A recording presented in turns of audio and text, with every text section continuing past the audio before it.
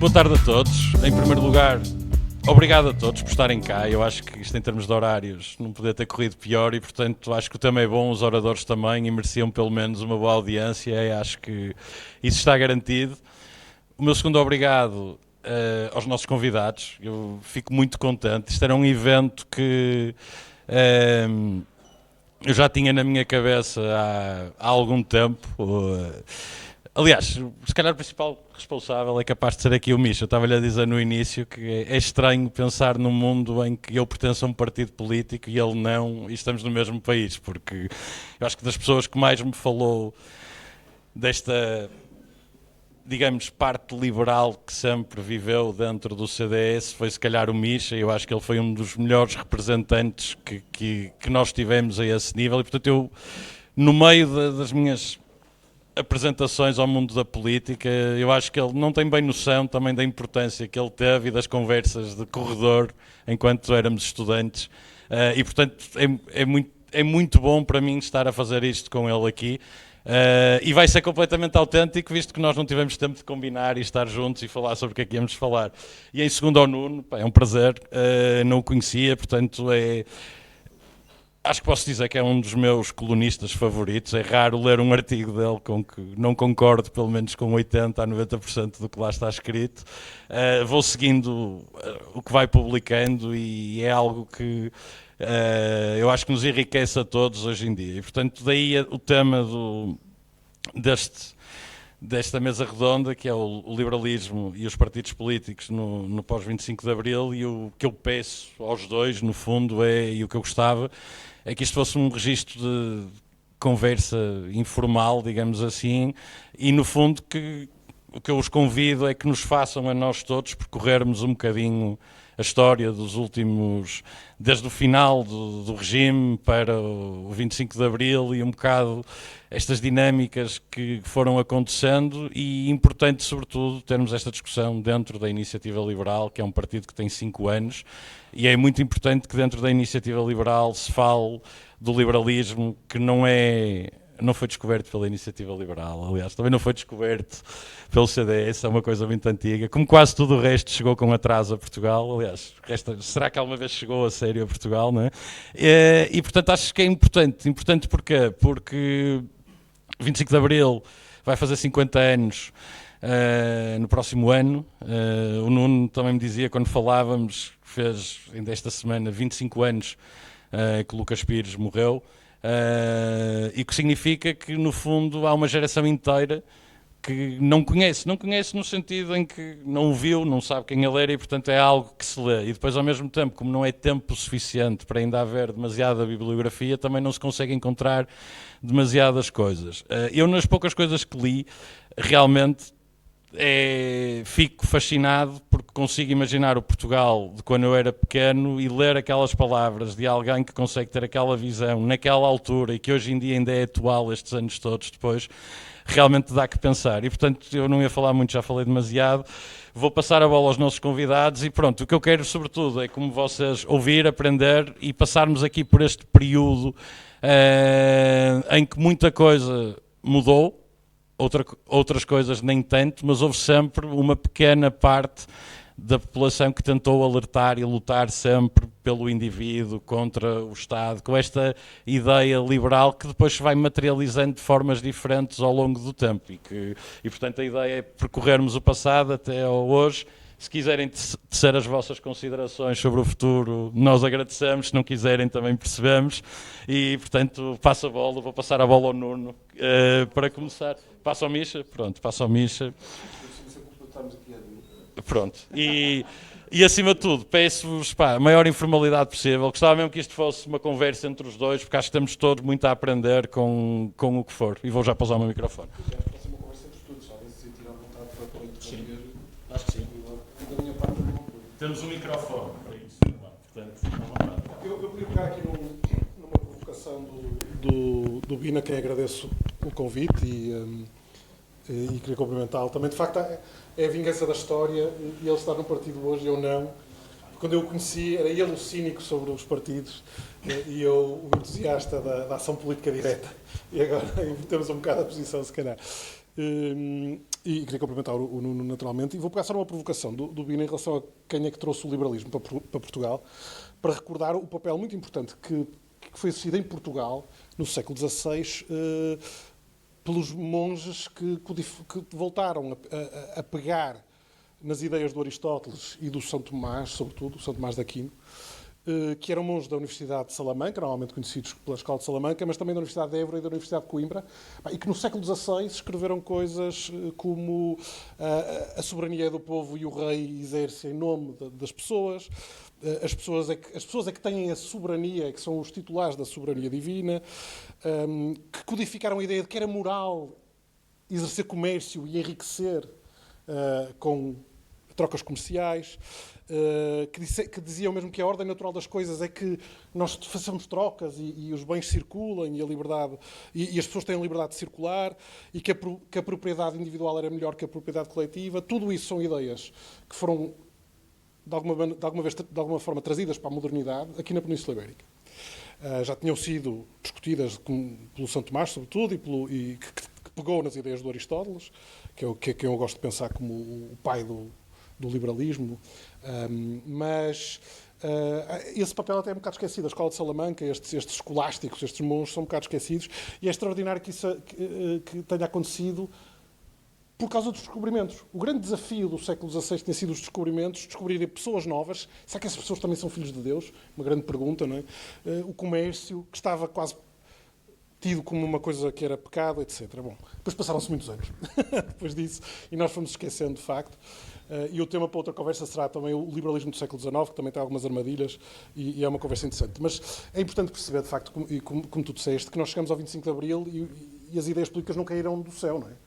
Havia certamente algumas mais bem organizadas do que outras em Portugal, mas elas não caíram do céu.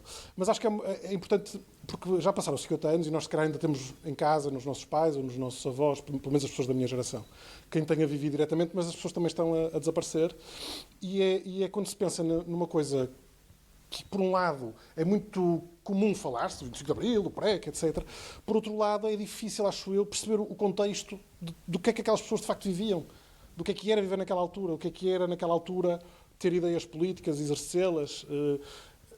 E eu acho que vale a pena dizer que no 25 de Abril há muita gente que cai numa certa armadilha de como o protagonismo é assumido muito rapidamente por aqueles que estavam mais bem organizados, à esquerda, coletivista, não é? O PCP que já existia, o PS que também já existia e até os pequenos partidos que, entanto, foram desaparecendo, mas que também eram muito motivados. E então, quem estava fora desse campo acaba por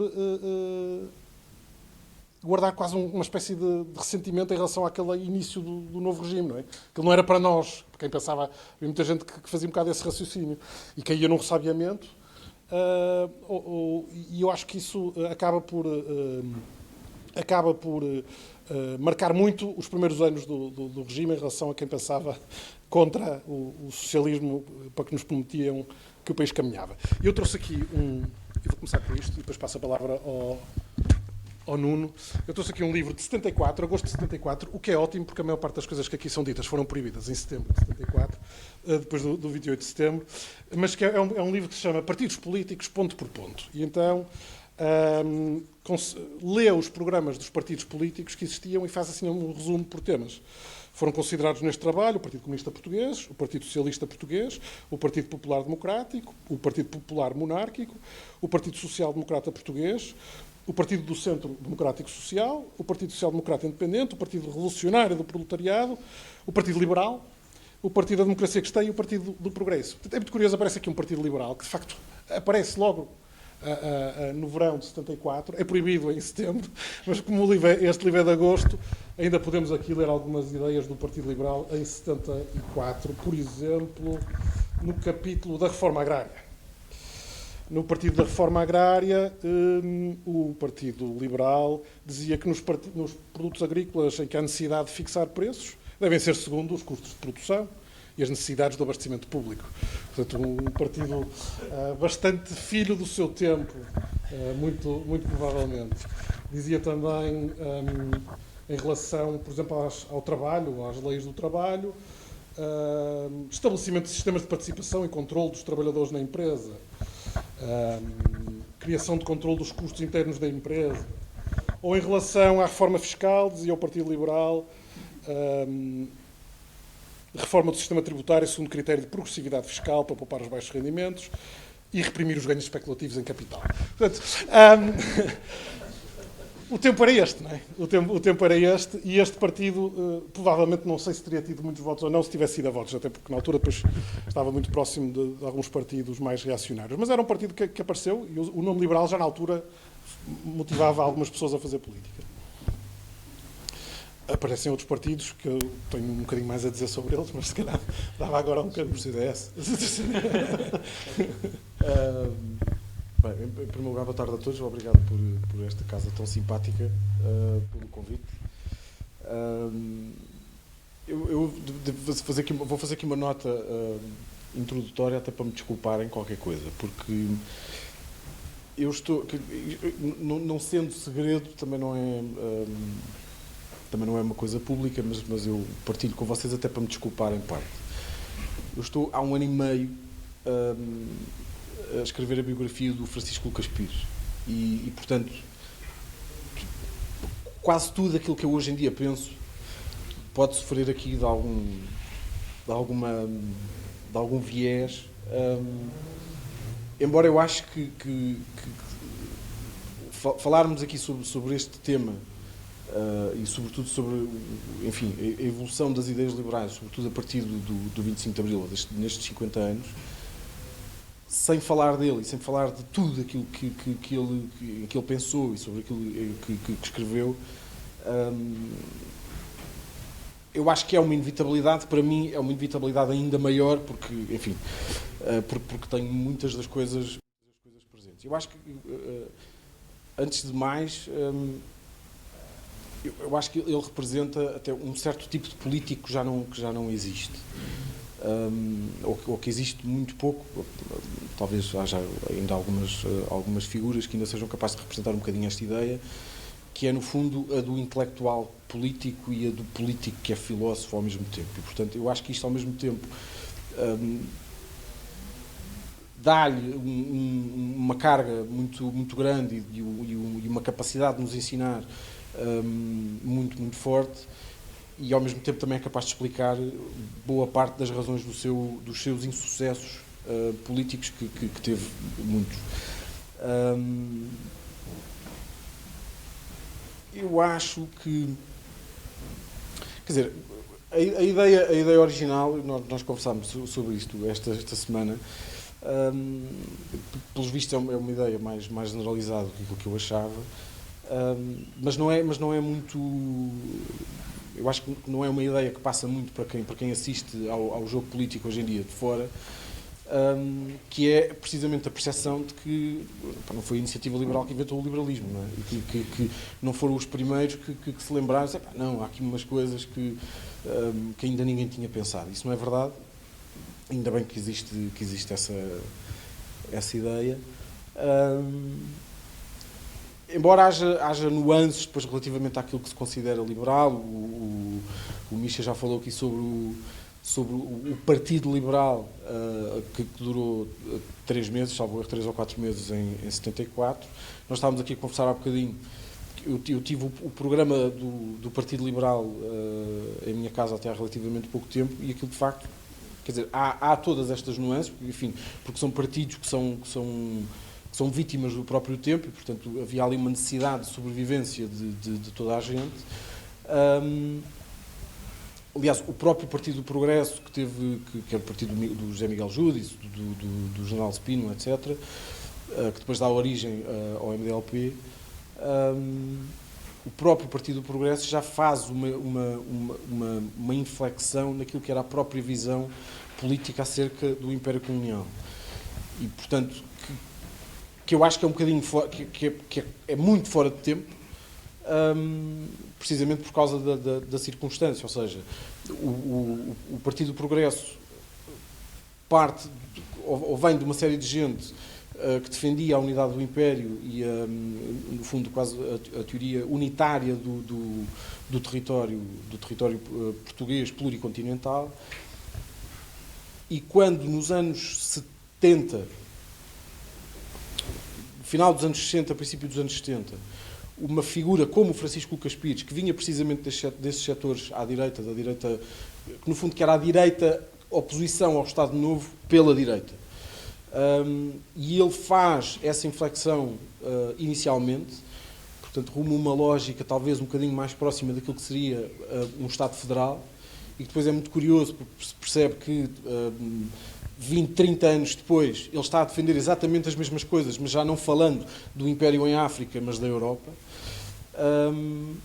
E ele abandona tudo isso, e eu acho que é por isso que ele depois acaba por ir para o CDS e não ficar ou no Partido Liberal ou no Partido do Progresso, porque as pessoas do Partido do Progresso fizeram esse salto intelectual depois do 25 de Abril, numa fase em que já não era possível fazer tudo isso, porque a partir do momento em que o regime cai, a descolonização tornou-se quase uma coisa inevitável naqueles termos, ou em quaisquer termos que viriam a acontecer. E, portanto, todos eles acabam por sofrer um bocadinho disto. O Partido Liberal também, sendo certo que o Partido Liberal tem ali uma nuance, eu acho que também é por isso que pessoas como o Lucas Pires acabam por olhar para aquilo com alguma irrelevância ou com alguma indiferença. Em primeiro lugar, porque o José Miguel Júdice dizia mais ou menos há um ano que o Partido Liberal tinha sido uma aventura de 5 ou 6 pessoas e que não eram pessoas politicamente ou especialmente hábeis politicamente. E apesar de tudo, eu consigo compreender a gênese disto. Eu acho que apesar de tudo, apesar do atraso intelectual, as pessoas do Partido do Progresso tinham mais consistência e muitas delas, depois, aliás, o General Spínola é um caso desse. O José Miguel Júdice fez uma carreira política, ainda hoje em dia tem uma voz importante. Mas o Partido Liberal não tinha uma visão sobre o Império, mas também não tinha uma visão sobre a Europa, ou seja, era uma coisa que ficava ali um bocadinho sem tomar partido.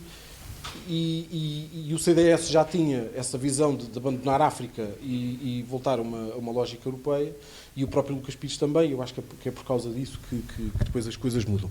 Eu trouxe aqui, isto era do tempo em que os partidos faziam este tipo de coisas. As canecas são mais giras, mas isto é um como é que eu ia te chamar? Isto é um panfleto, assim, uma coisa com uma capa mais bonita, mas que foi uma publicação da Juventude Centrista em 1978. O presidente era o Cavaleiro Ferreira, salvo erro, exatamente. Que é só o discurso do Lucas Pires ao terceiro congresso do CDS em 78, que é numa altura em que o CDS faz, na altura aquilo que se dizia que o CDS tinha feito uma viragem à direita. Enfim, o primeiro congresso do CDS foi o congresso aqui do Palácio de Cristal, foi quase um congresso formador. O segundo congresso é um congresso de afirmação centrista, e o terceiro congresso, que já é no final, ou ali quase imediatamente após a queda do governo PS-CDS, e o CDS sente e sobretudo através dele, sente que tem que ganhar espaço à direita porque o estava a perder para novos partidos que estavam a surgir, como o MIRN do Cabuza da Riaga, como o Partido da Democracia Cristã do Sanches Osório e do Pinheiro de Azevedo. E enfim, eu presumo que na altura isto tenha sido publicado porque as pessoas tinham paciência para pegar nisto e ler um discurso inteiro. E há aqui algumas... enfim, eu acho que todo ele vale muito a pena, mas há aqui uma lógica. Isto é de 78.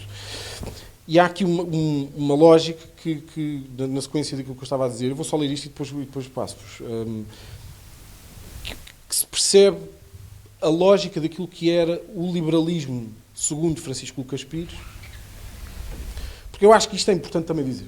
Aqui não há, eu acho que o maior erro, se calhar, e isto é muito discutível, mas eu acho que se pode cair quando nós temos um partido exclusivamente liberal, se pode cair no problema do dogmatismo, que eu acho que neste caso não havia, até porque havia uma série de nuances e de ideias políticas que eram colocadas em confronto.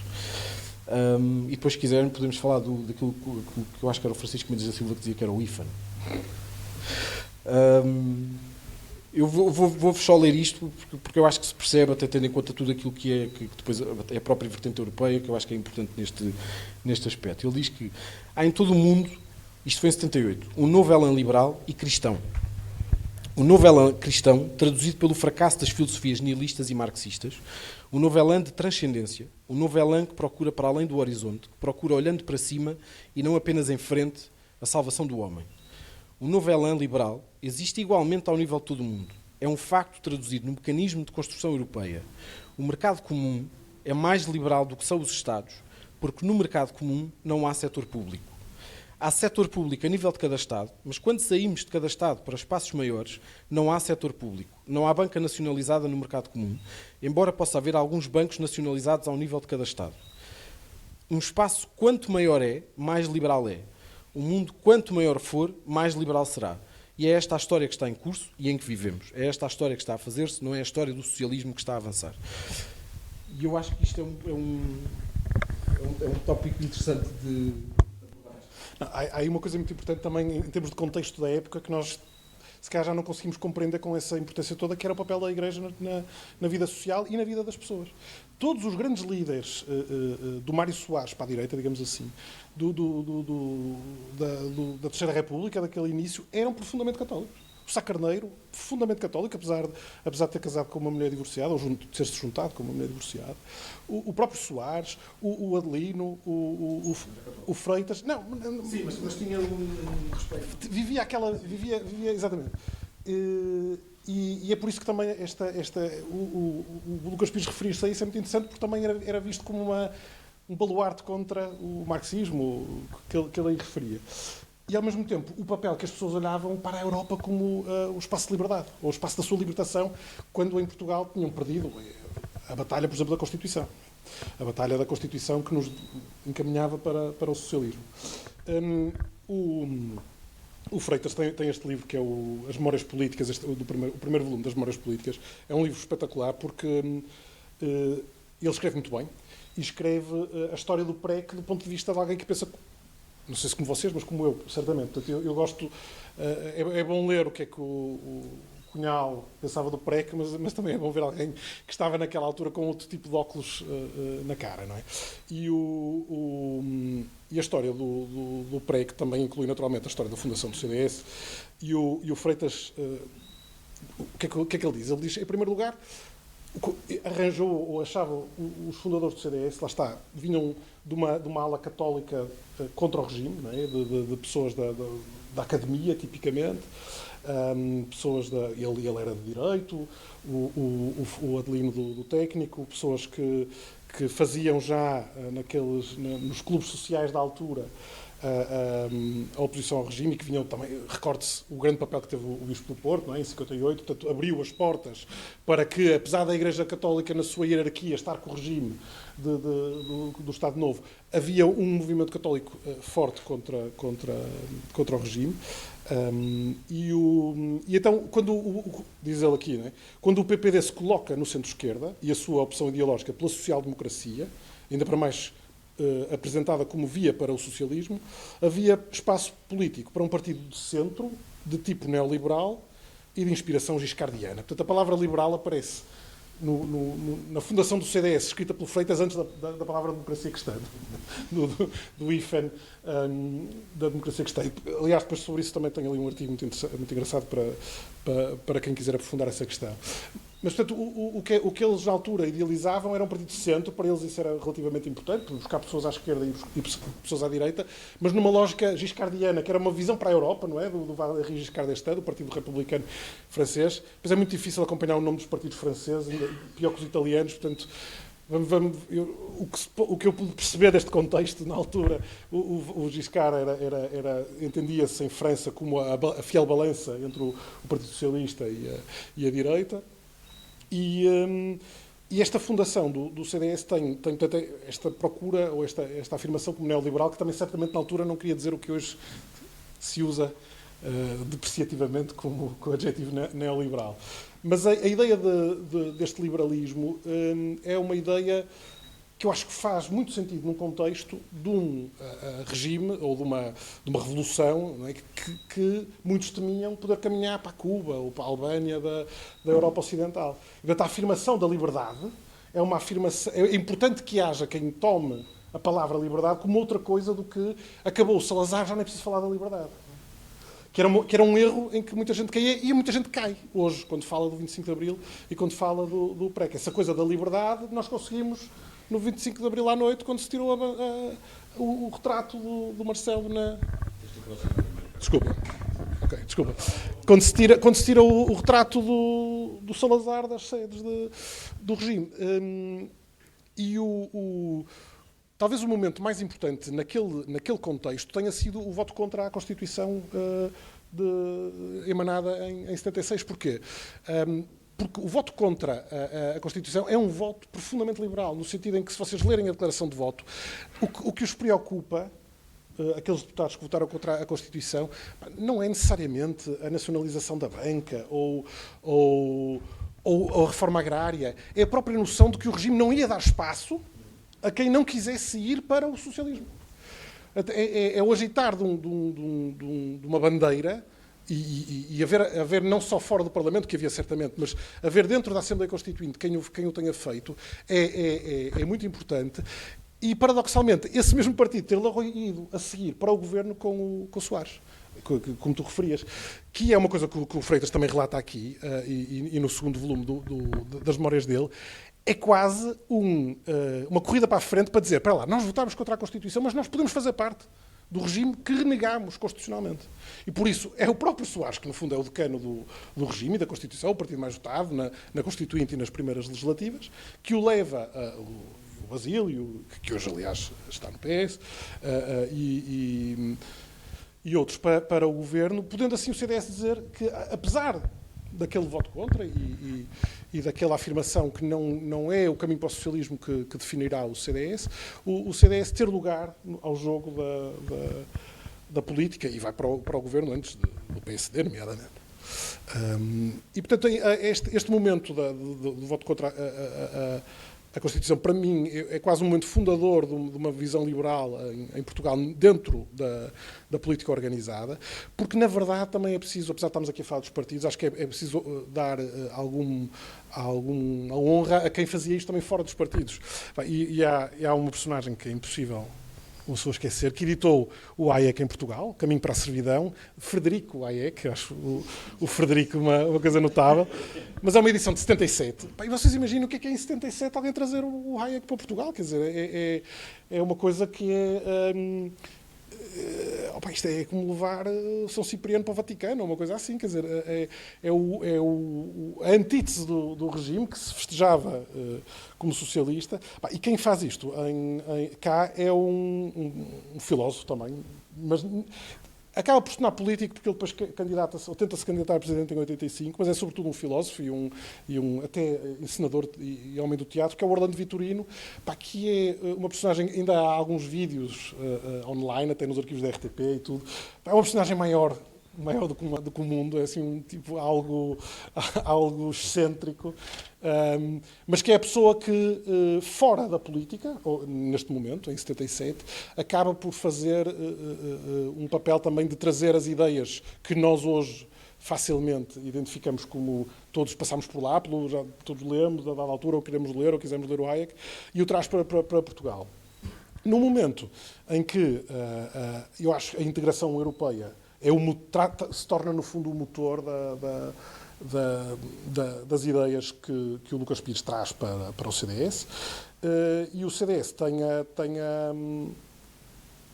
vai para o governo com a AD. O governo da AD é um governo, apesar do Sá Carneiro ser inicialmente o homem do caminho para o socialismo, como o Freitas ainda há bocado o citei, o Sá Carneiro é rapidamente também o homem que quer deitar abaixo as amarras do regime, nomeadamente o Conselho da Revolução, e faz aquela batalha em que ele morre, não é?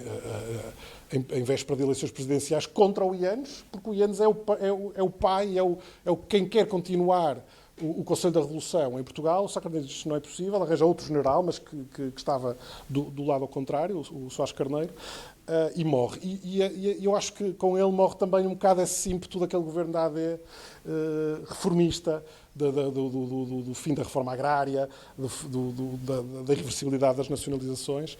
E quando o governo cai e o Freitas sai do governo, vem o Pires com numa coisa engraçada no CDS, lá está. Isto depois depende de tudo como é que se interpretam os primeiros anos do CDS, se era de facto um partido profundamente democrata-cristão, se era um partido mais obcecado com o sociocentrismo, se era um partido mais aberto e que acabou por sobrar à direita com as proibições dos restantes partidos.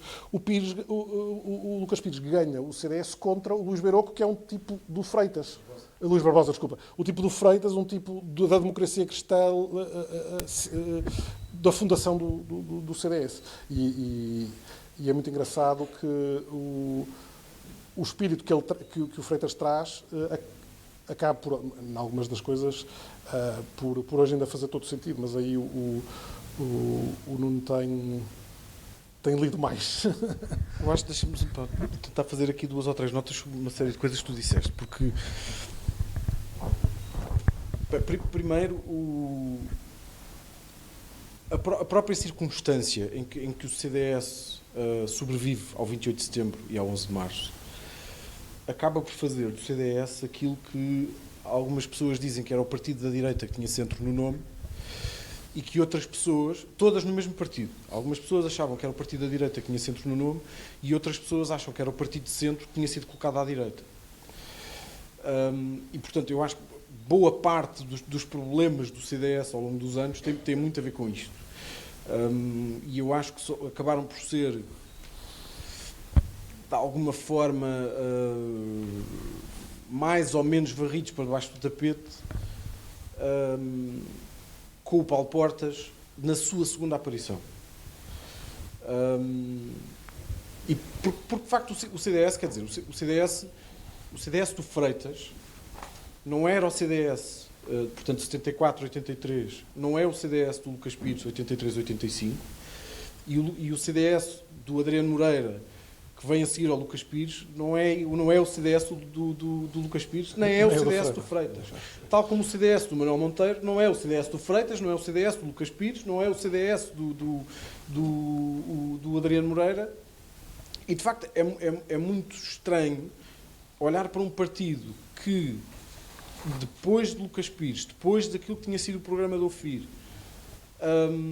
acabar por ter um resultado, um mau resultado, quer dizer, à altura foi um mau resultado eleitoral, se olharmos para hoje, foi um resultadão, não é? O CDS teve 22 deputados e o Presidente demitiu-se. Porque na altura perderam para aí 3 ou 4%, ficaram abaixo dos 10%. Mas não é possível o CDS deixar o programa do OFIR e passar a ser o partido do Adriano Moreira e continuar a ser o mesmo. E eu acho que depois, apesar de tudo, continua-se a ter ali alguma certa ideia de que o CDS... Porque foi uma ideia que eu acho que o Portas utilizou a partir de determinada altura, que era, no fundo, o CDS era a conjugação destas três vertentes, que era o liberalismo do Lucas Pires, o conservadorismo do Adriano Moreira e a democracia cristã do Freitas do Amaral. A questão é que eu acho, mas isto é uma opinião pessoal, eu acho que é possível um partido sobreviver assim. Pois no CDS não quiseram, porque depois veio, lá está, e volto outra vez àquela conversa de há bocado, eu acho que os purismos e os dogmatismos são talvez o grande fator de destruição da direita nos últimos anos. Se calhar sempre foi, mas que era uma coisa que nós antigamente estávamos habituados a ver à esquerda, não é? Antigamente a esquerda era, juntavam-se 4 pessoas numa mesa e havia 5 correntes, não era o que se dizia. E havia 5 partidos diferentes. E à direita isso não havia. E eu acho que os próprios movimentos federadores, como foi a AD... Aliás, a AD, este livro, é o pontapé de saída da Aliança Democrática. Este discurso, em concreto. E a AD era uma coisa que reunia toda a gente. E houve uma grande preocupação, naquela altura, de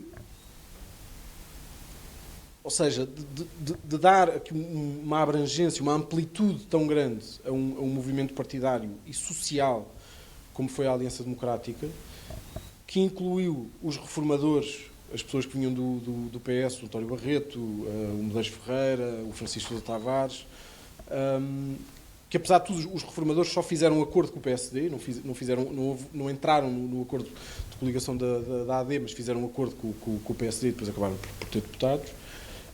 Também foram os primeiros a sair.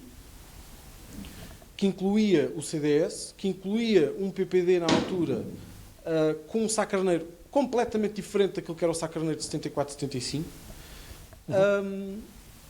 e que ao mesmo tempo tinha uma grande necessidade de parar os movimentos à direita que podiam vir a ganhar alguma força, e é por isso que este Congresso do CDS também é importante. E na altura essa discussão foi tida mesmo no Congresso, ou seja, que era importante que o Partido da Democracia Cristã e o MIRN não crescessem, mas que aquelas pessoas que ali estavam tivessem uma força política que lhes desse um abrigo, e portanto que as trouxesse para um campo de maior moderação e que lhes permitisse ao mesmo tempo conquistar o poder e governar. E é por isso que o próprio programa político da AD, o primeiro manifesto de 79, é uma coisa muito abrangente.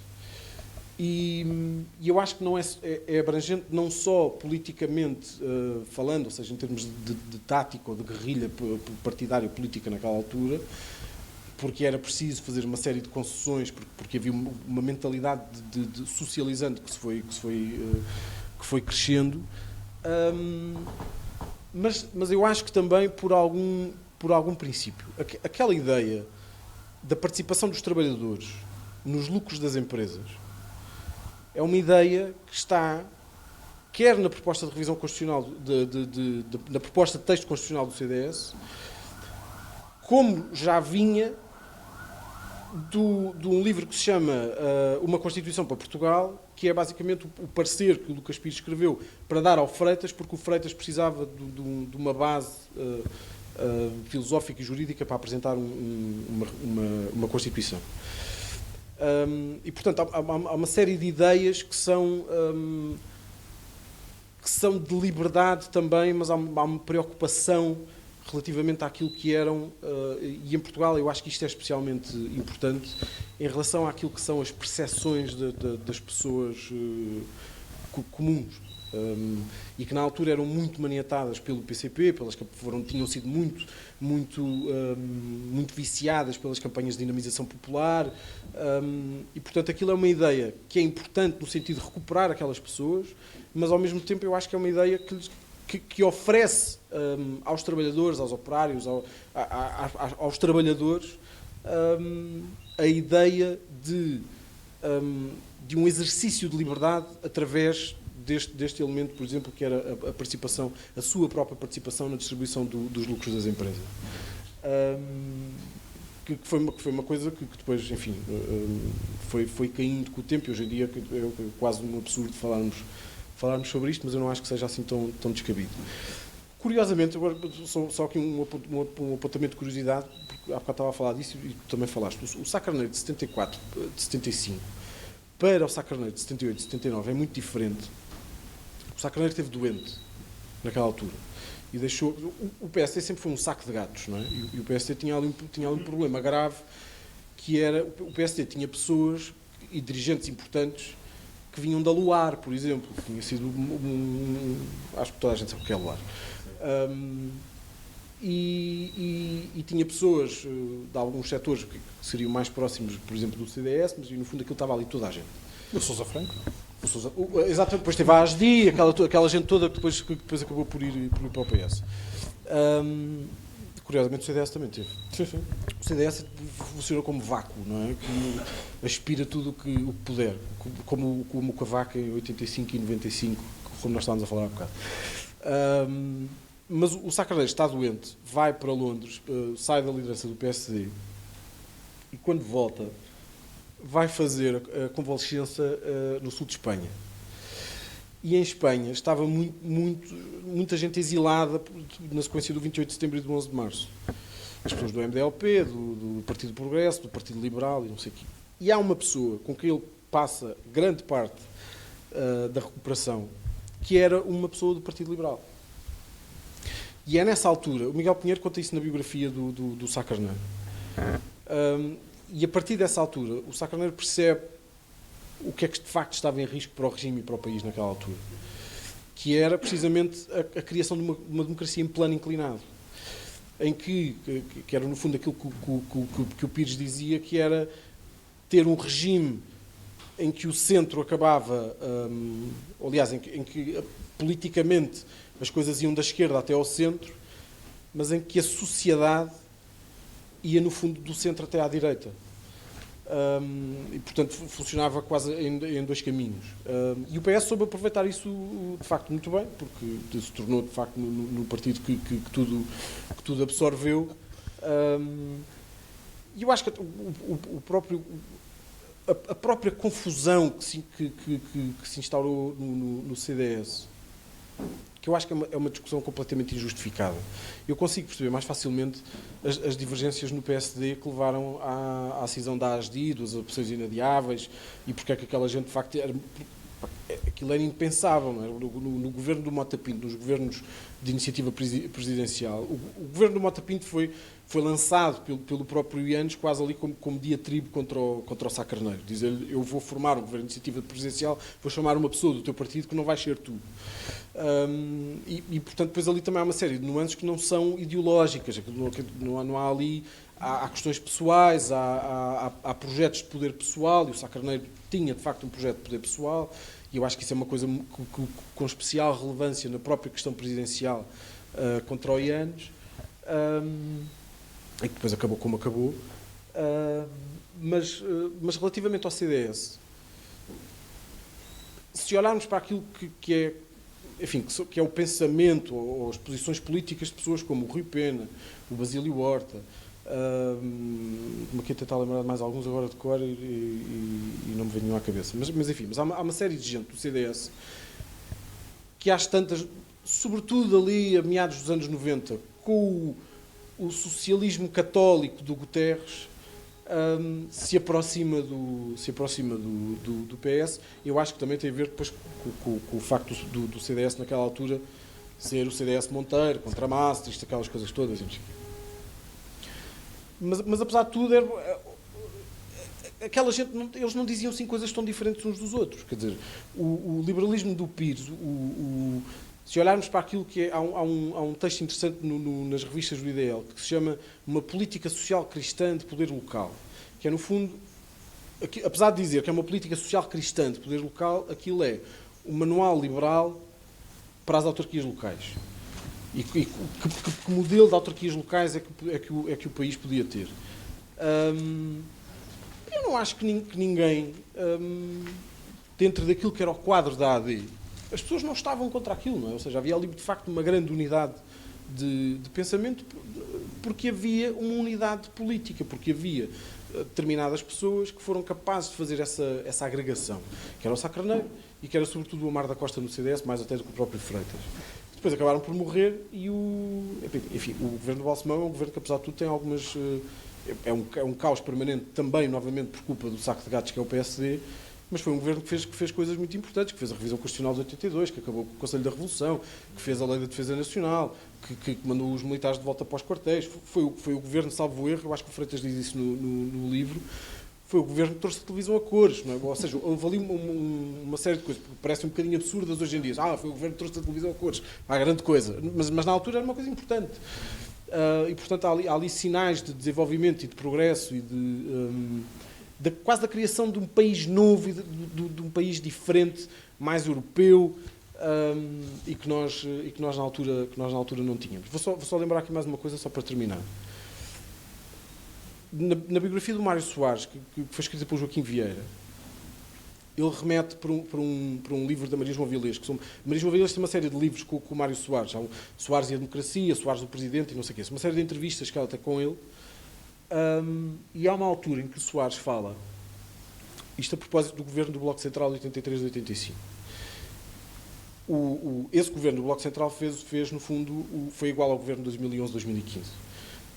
Fez uma política de ajustamento, teve o FMI e praticou uma política de austeridade, equilibrou as contas, mais ou menos, enfim, com nuances, apesar de tudo foi uma coisa bastante diferente. Mas ele diz uma coisa interessante, que é o Soares, que eles tiveram que usar, de facto, uma política de austeridade, que ela era necessária para adaptar o país, e dizia que o país tinha um problema, eu vou citar de cor, não é exatamente assim, mas que tinha, no fundo, um problema estrutural que tinha a ver com as próprias dinâmicas da administração, que tinha um problema de direitos que tinham sido adquiridos, que era muito difícil contornar, que tinha um problema na administração pública, que tinha uma série de vícios na sociedade e no Estado que o governo tinha tido muita dificuldade e que eles de facto não foram capazes de resolver.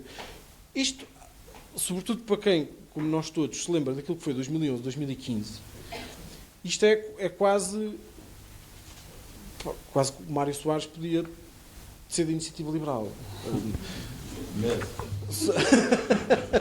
Não, mas ou seja, mas isto para dizer o seguinte, eu acho que há uma perspectiva.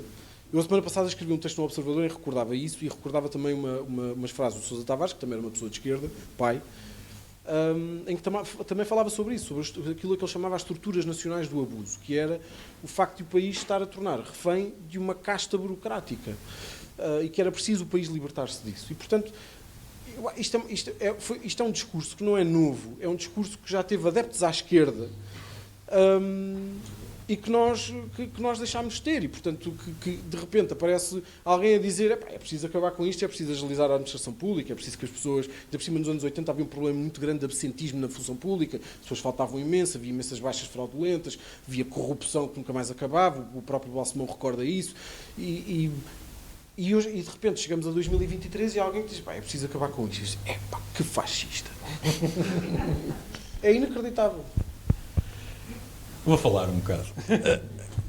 Deixem-me só puxar um bocadinho o tempo atrás, até porque eu falei disto com o Nuno na altura em que nós falamos, porque eu fiquei realmente fascinado, que é para termos também alcance de, é importante percebermos o país que nós tínhamos, e no 25 de Abril 25% da população era analfabeta, porque os pobres não precisavam de saber ler, como dizia o Salazar.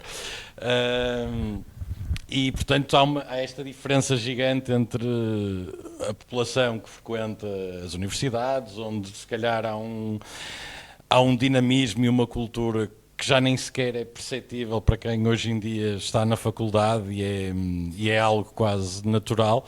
E ainda recentemente eu estava a falar com um tio meu, justamente que estudou em Coimbra, e onde estudou também o Francisco Lucas Pires e o Júdice também, eles são todos ali próximos, e falámos do artigo que ele escreveu do o Estado pós-corporativista. Isto foi um artigo que o Francisco Lucas Pires escreveu em 73, ou seja, antes da Revolução, onde faz um diagnóstico, porque realmente é verdade, houve uma mudança de regime, nós adquirimos muitas liberdades sociais, mas todos os outros planos da liberdade ficaram...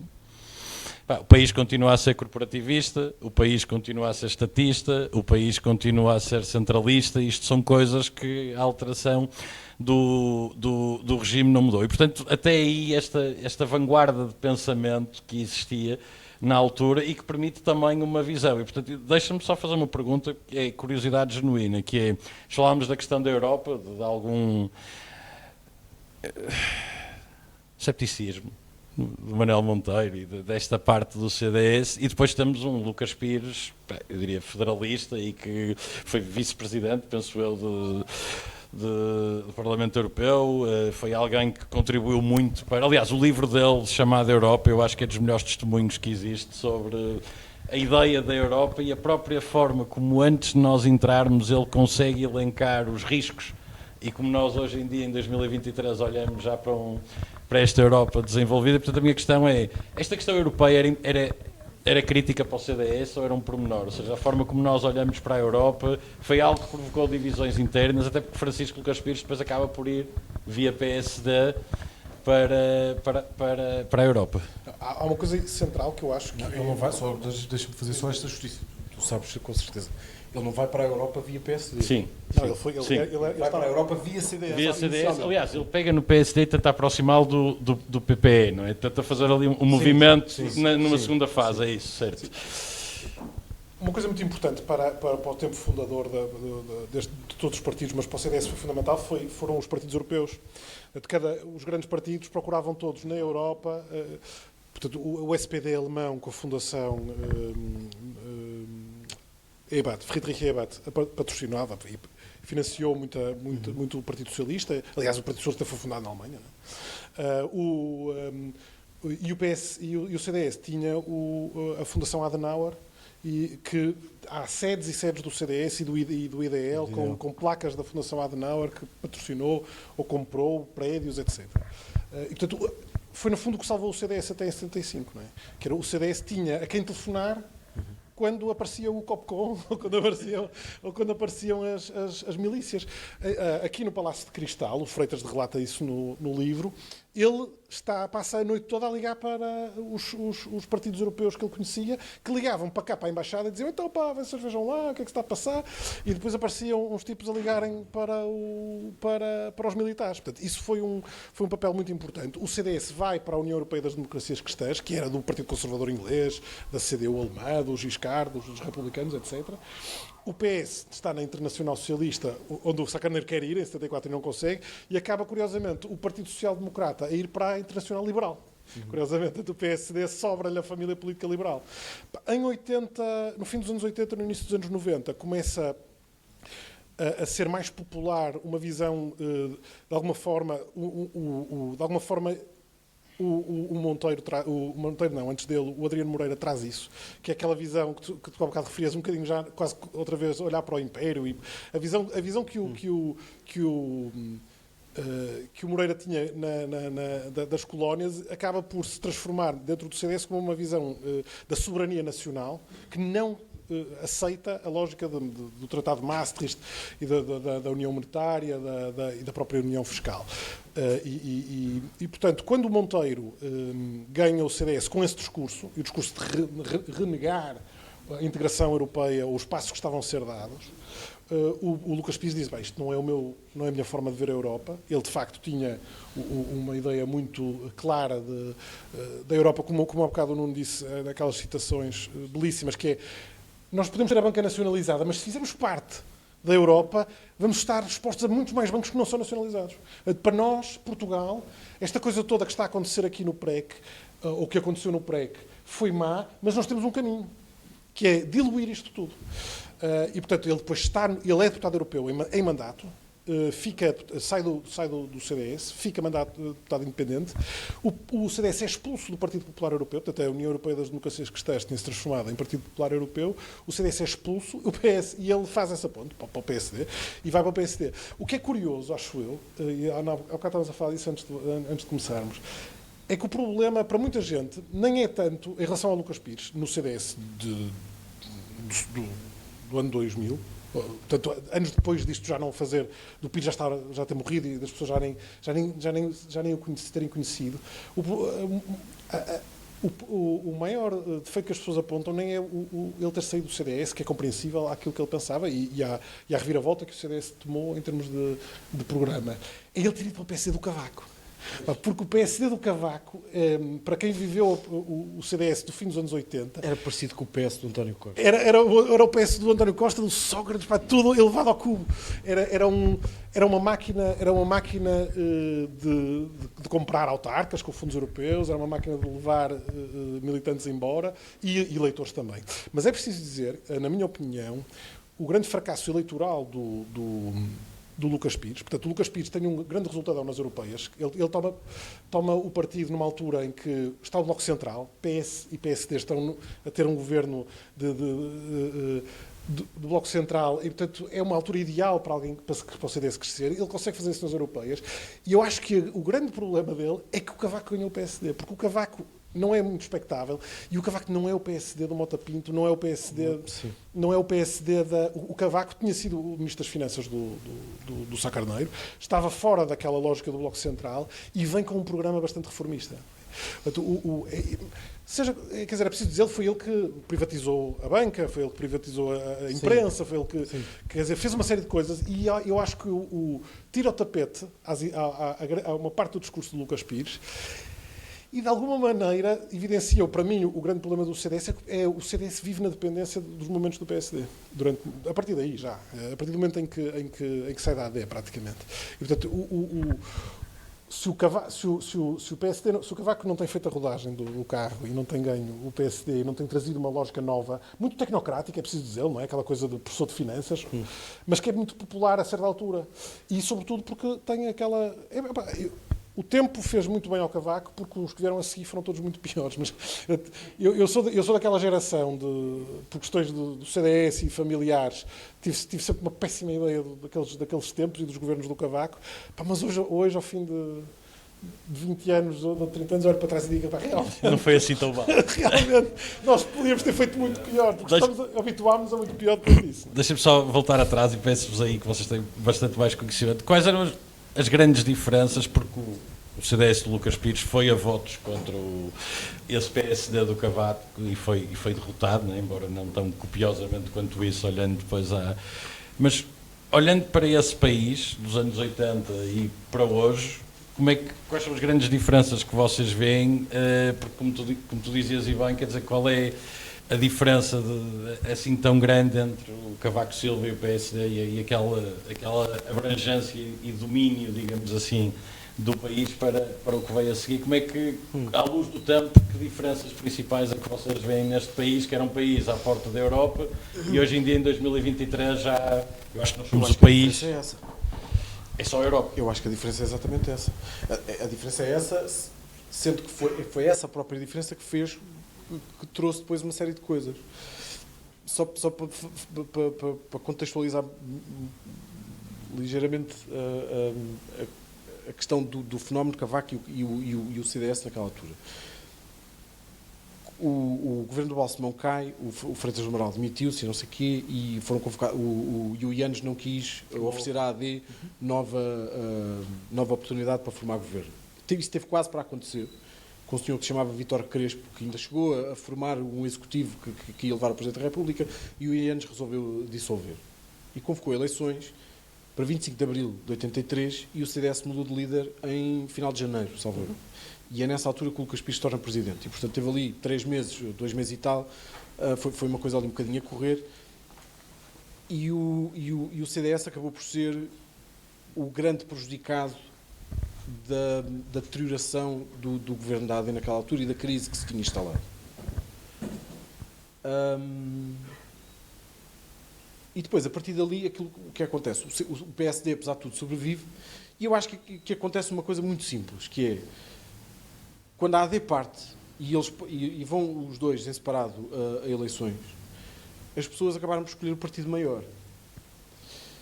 E, portanto, é a partir daquele momento que eu acho que se percebe que o PSD passará a ser o partido liderante à direita. Em 83, eu acho que é 83, mais até do que o Cavaco em 85, 87 e 91. Mas, apesar de tudo, porque depois o PSD, como faz o governo do Bloco Central, abre-se uma janela de oportunidade. E eu acho que foi graças a essa janela de oportunidade que o Lucas Pires foi, talvez, o único, posso estar a ser injusto, mas talvez tenha sido o único presidente do CDS que teve a ambição de liderar o espaço à direita. Eventualmente, em 2019, isso terá acontecido com o CDS, mas, enfim, são outras contas. Mas, naquela altura, houve, de facto, essa ambição. E o PSD saiu muito prejudicado porque era um governo austeritário, era um governo que estava a aplicar um memorando de entendimento, se quiserem chamar, ia fazer cortes de 13º mês e coisas do género, com inflação a 30%, 40%, com os juros da banca a 20%, e de facto os tempos não eram fáceis. E o CDS o que faz naquela altura é, no fundo, faz uma oposição muito grande ao Bloco Central e prepara um programa alternativo. E é isso que acontece durante um ano, entre 84 e 85, preparam os trabalhos do Grupo do OFIR, surge um programa político, mais do que um programa eleitoral. O que é que acontece? O PSD, precisamente por ser o saco de gatos que é, viu surgir dentro dele próprio uma coisa chamada Movimento Nova Esperança, que tinha o José Miguel Júdice, o Santana Lopes, a Conceição Monteiro, acho que o Durão Barroso, acho que até já aparece nessa altura, que é um movimento interno no PSD que é contra o governo do Bloco Central.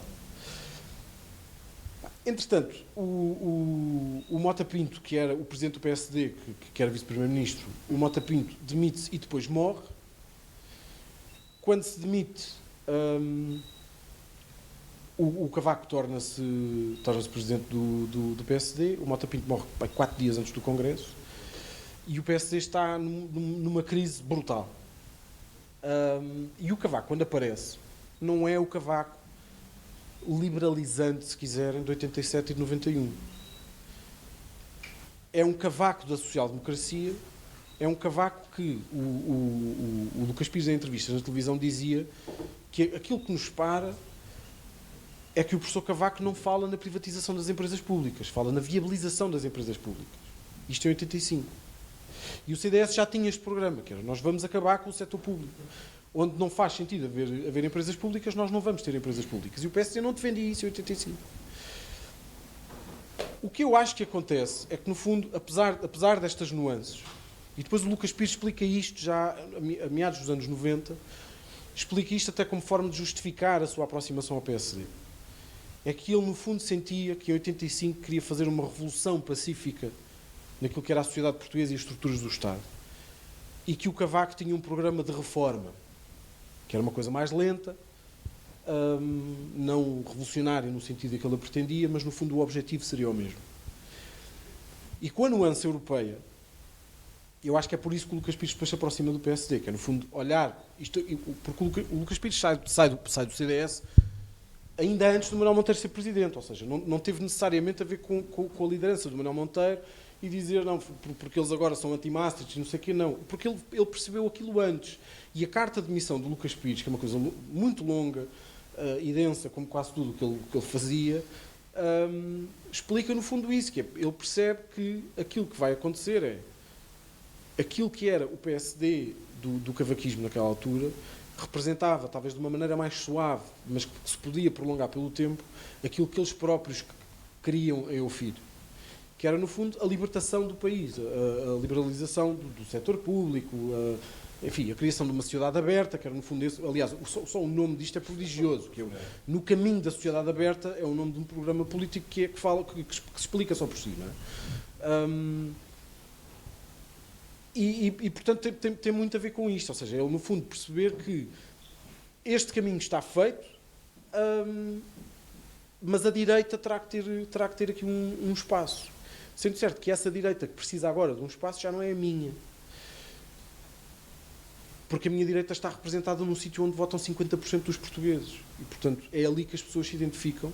É com este programa de reforma relativamente tranquila que as pessoas se identificam e não com o meu projeto de revolução. E eu conformo com isso, eu aceito isso. E, portanto, o que ele percebe é que, mas a direita, obviamente, porque não há espaços vazios, a direita terá que ver surgir qualquer coisa nova. E, portanto, ele percebe que o CDS terá naturalmente, e que não é uma coisa com que ele faça com censura, é uma coisa que ele percebe que tem mesmo que acontecer. Ou seja, o CDS terá que se transformar num partido novo. E é preciso aparecer uma geração nova, é preciso aparecer ideias novas, mesmo que fossem contra Maastricht. Ou seja, há um debate engraçado e muito feio ao mesmo tempo, que eu só recebi na semana passada dos arquivos da SIC, que eles tinham um programa com a Margarida Amarante que se chamava Conta Corrente. Então aquilo era um senhor que era convidado e que fazia meia hora de entrevista com a Margarida Amarante e depois na meia hora seguinte aparecia um convidado de surpresa para debate. E o Lucas Pires vai fazer esse programa em 92, faz uma entrevista duríssima, porque ele já se tinha demitido do CDS e estava numa fase de aproximação ao PSD, embora ele só se tornou militante do PSD, foi candidato como independente às europeias em 94 e só se tornou militante depois já muito próximo da morte. Mas a entrevista é muito dura e tem muito a ver com isto, e o candidato de surpresa é o Paulo Portas, diretor do Independente. E aquilo foi uma coisa feia, foi uma coisa duríssima, embora tenha sido um debate intelectualmente interessante, mas foi uma coisa pessoal. Eu vou-vos confidenciando uma série de coisas, pena depois vocês não comprarem o livro quando sair, mas há uma série de pormenores que eu acho que são deliciosos e que hoje em dia só... quer dizer, é preciso ter uma distância muito grande para tentar perceber como é que determinadas coisas eram ditas e o que é que era feito. O Portas, quando aparece, não aparece no estúdio, aparece numa televisão, num ecrã. E é um miúdo com 30 anos, um aspecto Óculos e não. muito novo. Não tinha óculos, mas era um miúdo. De fato e gravata, e fato às riscas, aquela coisa... E a primeira coisa que o Portas diz é que o Dr. Lucas Pires faz-me lembrar uma coisa que um político inglês uma vez disse a respeito do outro, que é quando podia ter crescido, resolveu engordar. E isto é uma coisa assassina. É uma frase assassina que destrói. Ainda por cima ele de facto estava mais gordo naquela altura. E é uma coisa. E há uma tensão no ar ali muito forte até ao final. E há uma série de acusações que, apesar de tudo, o debate é mais político do que outra coisa. Mas há ali uma fixação do Paulo Portas relativamente à aproximação dele ao cavaquismo. E há, no fundo, o Lucas Pires a dizer que ele está viciado em cavaco e que só vê o cavaquismo à frente e que não percebe e tenta explicar tudo isto, no fundo, ou seja, todo este processo que ele fez que o levou àquela situação. No fundo, tentar explicar-lhe uma coisa tão simples quanto isto, que era aquilo que para mim é importante não são os partidos nem as pessoas que os lideram. São as ideias. E neste momento aquilo que está mais próximo das minhas ideias é o PSD. Porque depois leva a Margarida Maranta até lhe pergunta se ele é como o Churchill, que resolveu mudar de ideias resolveu mudar de partido para não mudar de ideias e não sei o quê. Eu acho que o Churchill mudou duas vezes. O Churchill mudou duas vezes, exatamente. Conservador liberal. Exatamente. E agora perdi-me um bocadinho nisto, mas... Não, acho que há aqui uma coisa engraçada, mas eu acho que ainda temos que só falar um bocadinho do Ofir, mas há uma coisa engraçada. A dada altura, o cavaquismo tem esta coisa que é, sendo o motor da liberalização de uma série de coisas, pá, e tem que se admitir isso sem complexo, apesar de tudo o que também ficou de herança de peso, nomeadamente no Estado, o cavaquismo era altamente impopular por aquela juventude mais liberal no sentido de mentes abertas, não é? Aquela coisa do Independente, que é, pá, o Independente é um jornal espetacular, uma pena não ter sido forte com outros governos. E porta aqui um paralelo, que é para tentarmos perceber o contexto da altura. O diretor do Independente era o Miguel Esteves Cardoso, tinha 35 anos. Imaginem este país que uma pessoa de 35 anos a mandar no que quer que seja. É impensável. E o Portas era o executivo. E o Portas era o executivo. Uma pessoa com menos jeito que eu conheço para gerir. O Portas, quando se tornou diretor do Independente, ele tinha 28 anos. E já era suceder. Não, mas, ou seja, as pessoas que tinham as ideias mais frescas na sociedade odiavam o cavaquismo, pá, das meias brancas e dos fatos quadrados e não sei o quê, que apesar de tudo fez uma série de coisas que eu acho que se compreende do Lucas Pires, que é a abertura, uma boa parte da abertura da sociedade.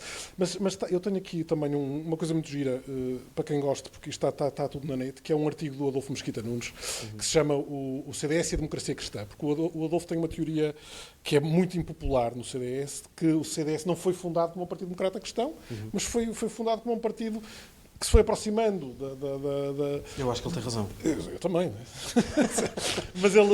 Mas há aqui as referências interessantes aqui ao tempo do Lucas Pires e do Grupo de Ofir, até porque eu acho que depois, quando desaparece em 92 e tal, apesar de ainda haver no Parlamento, nomeadamente o António Lobo Xavier, etc., eu acho que o liberalismo nos partidos acaba por desaparecer durante uma série de anos.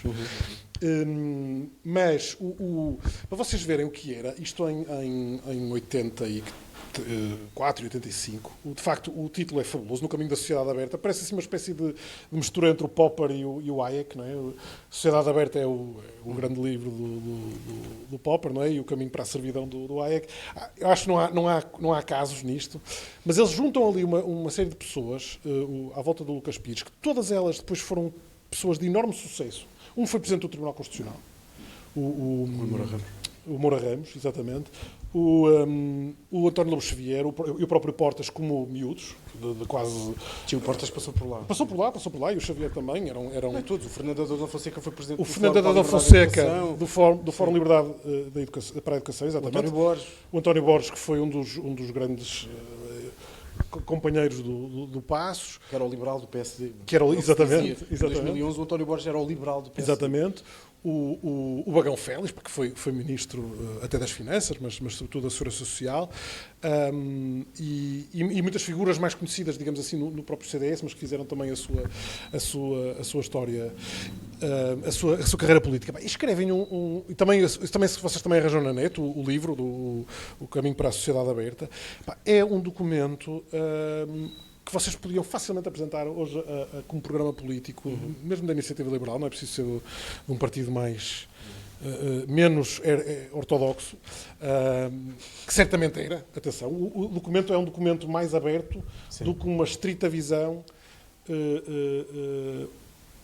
fechada do liberalismo. Até porque eu acho que aquilo tem o outro IFAN, que é a lógica do liberal conservadorismo. Do liberal conservadorismo, sim, que é uma coisa que em Inglaterra, por exemplo, e mesmo na Alemanha, existe sem qualquer drama. Mas as coisas que simplificar o sistema fiscal, reduzir a progressividade dos impostos diretos sobre o rendimento, privilegiar a poupança. Cheque ensino. Reformar os impostos indiretos, substituindo por um único, pelo IVA. A redução ou a isenção das contribuições para a Segurança Social.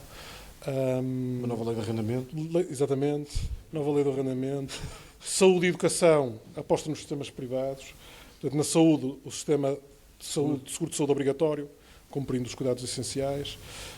E acima da garantia básica, as pessoas são livres de segurar o que quiserem, os riscos complementares. Na educação, liberdade de escolha das famílias através dos cheques de educação e bolsas de empréstimo. Portanto, é um documento que eu acho que já não é tão revolucionário assim, em 85, 86 em Portugal, apesar de ainda ser. Era uma visão para uma década, era a lógica deles, não é? Assim, no fundo, pensar o país há 10 anos, que é uma coisa que também eu acho que hoje em dia saiu de moda, como os panfletos publicados pelos partidos, saiu de moda a ver uma lógica de pensamento há 10 ou há 15 anos. Estamos todos afogados no imediatismo e em Portugal, provavelmente, no irreformismo disto tudo, não é? Permitam o cinismo. E uma das coisas que o Lucas Pires também, que eu acho que é muito importante deixar claro, além desta ideia dele global para o país, ele sempre identificou o problema português na fundação, na Constituição. Portanto, ele sempre achou que aquela Constituição não serve para Portugal, não é uma Constituição que permita um país aberto, um país moderno, um país livre. E era talvez defeito dele ser professor de Direito, mas era uma coisa que, de alguma maneira, também saiu de moda. Até há uns anos era uma série de bandeiras, abriu-se um processo de revisão constitucional e, na verdade, não é um debate que mobilize.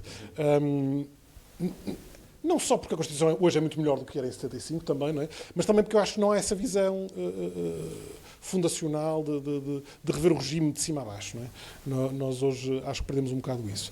Mas na minha opinião, com o desaparecimento dele e esta troca geracional no CDS por uma coisa quase mais pop, não é? E mais virada contra a Europa, portanto, porque também é muito difícil, e acho que isso também foi um dos problemas nos anos 90 do CDS, é muito difícil fazer uma visão arrojada, liberalizadora, contra a Europa, onde no mercado comum se jogava essa liberalização e esse arrojo. Aliás, ao contrário de hoje, devo dizer, eu hoje provavelmente... não sei qual seria a opinião do Lucas Pires, mas eu hoje provavelmente sou muito mais crítico em relação à Europa que nós temos hoje do que aquela dos anos 90. Podíamos ter parado em Nice, ou em Amsterdão, mas isso é outra discussão.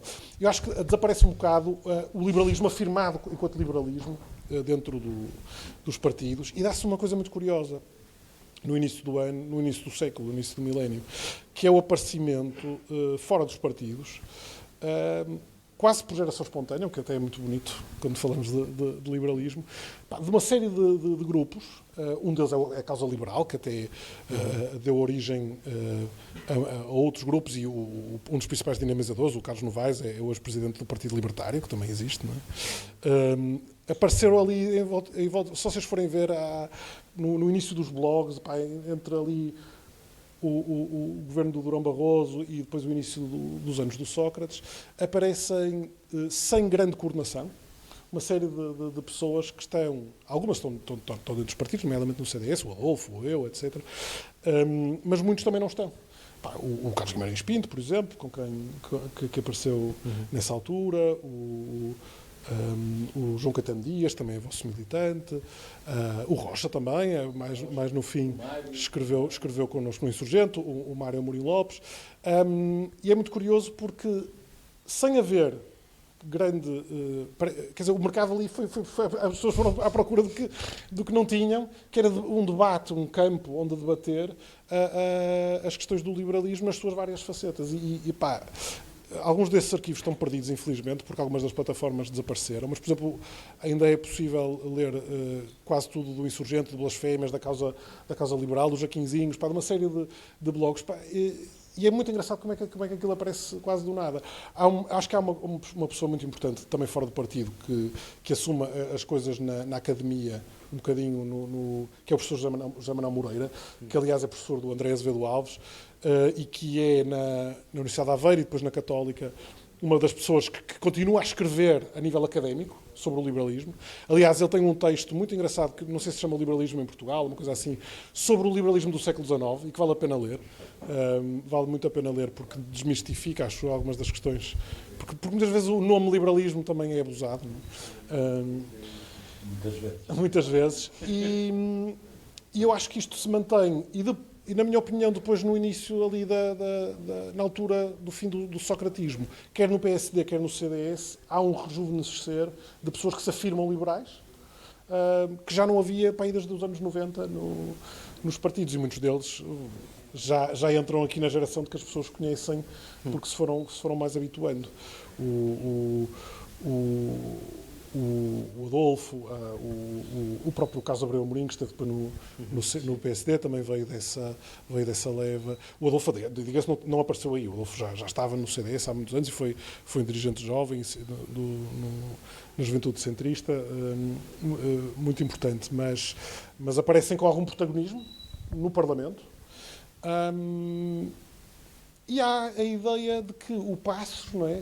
com o Borges, etc., ou por sorte, ou por necessidade, ou por ideia dele, é um liberalizador, ou é um homem do liberalismo. Eu acho que aquele livro que o Passos escreveu antes naquela fase em que se andava a promover para presidente, Sim, contra a Ferreira Leite. que se chama Mudar, o que é? Sim. Aquele livro é o programa do filho. Sim. Está lá tudo, não é? E, portanto, eu acho que o Passos serviu ali quase como um fenómeno agregador de toda esta gente que hoje estão na Iniciativa Liberal, alguns estão no PSD, alguns ainda estarão no CDS, alguns até no Chega, e depois há um mar de gente que já não está em lado nenhum. Não é? Mas na altura serviu como fenómeno agregador deste não sei muito bem como é que é de retratar isto, mas no fundo é quase como um grupo muito grande de pessoas que podiam divergir aqui ou ali, mas que tinham uma formação política e ideias muito, muito próximas uns dos outros. E eu acho que este é talvez um pormenor que eu acho muito relevante hoje discutirmos, que é... E isto foi é uma coisa que eu acho que acontece muito na Iniciativa Liberal, e eu acho que vocês têm muito essa discussão interna, que é uma coisa que, eu, muito honestamente, não quero saber disso para nada. E acho que a grande maioria das pessoas também... Acho que a grande maioria das pessoas, exatamente, não se interessa muito por isso. Mas foi uma coisa que o próprio CDS também se deixou cair a partir de determinada altura, que era, no fundo, que é a lógica do purismo. E de perceber que tem que haver um rótulo para encaixar as coisas. E, portanto...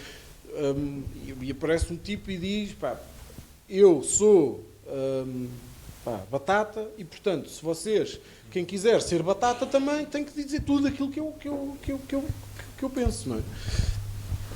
E em ouvir acontece, ou seja, eu acho que é de facto uma lógica liberal mesmo na construção daquele programa, porque aquele programa teve pessoas como o Bagão Félix, que hoje em dia...